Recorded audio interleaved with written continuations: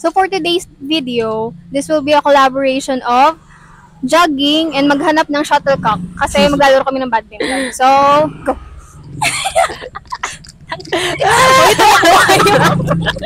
A day in a life as a college student in FEU, cramming edition. My name is John Flores. This is for WRP 0207, Section 59, Sir Joshua Ray Gonzalez. Maya-maya, tatakbo kami ulit. To continue the jogging, walking, and maghanap ng shuttlecock.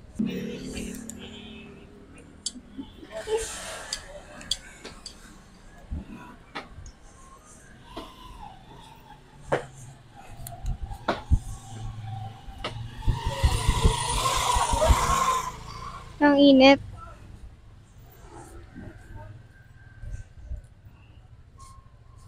Update, nakahanap na kami ng shuttlecock. And magja-jogging kami pabalik doon sa sa shuttlecock. I mean, sa badminton na. Mamaya na tayo mag-jogging banda doon.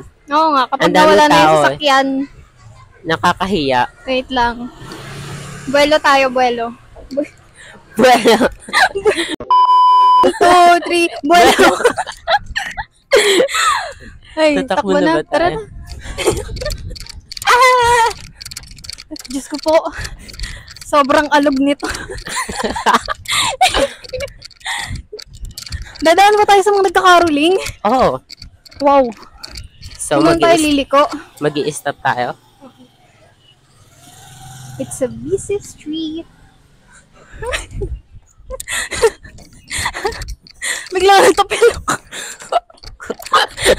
Aray ko. Ay. Saan ba tayo maglalaro?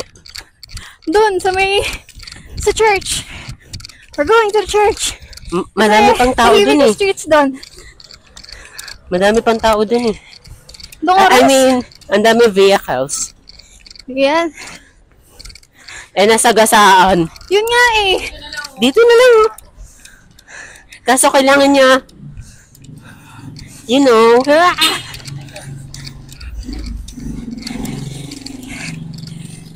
I don't know what is the proper position sa pag-run. Jogging daw. Still running. Nabilang legs. Wait lang talaga yung kaibigan ko. Promise. I'm not lying. Hiningal ako doon. Pag nakita mo siya, sino? Yung kaibigan ko niya, matatawa ka kasi ganun siya tumakbo. Hiningal ako? Hiningal ako doon.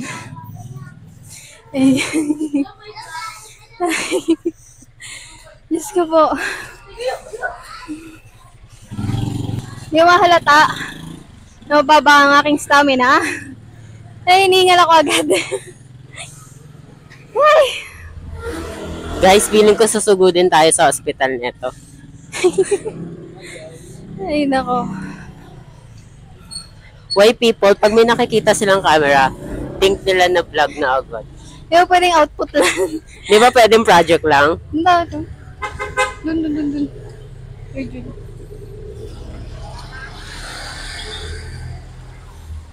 A day in a life as a college student in FEU. Mamamatay ata ako sa motor edition. Tay. Dito ba ako? Yeah. Ah! Pataas. Another. Ba't ba? Pataas nga. Net na yun. Baliktad mo yung ano mo, pamalo mo. Uy! Uy! Malapit ako. Ano na, 2-1. Ay, 2-2 pala. Parehas kayo. Net. Uy. Wah! 5-5. So, after that activity, ayun. This is my last year, 4th year na ako ngayon. And next semester, last WRP ko na yun. And siguro, after doing this activity, ngayon lang kasi ako nag-jogging. And mas lalong na-realize ko na mababa yung stamina ko. Siguro, I will work on that. after this. Pero most probably, hindi ko siya gagawin.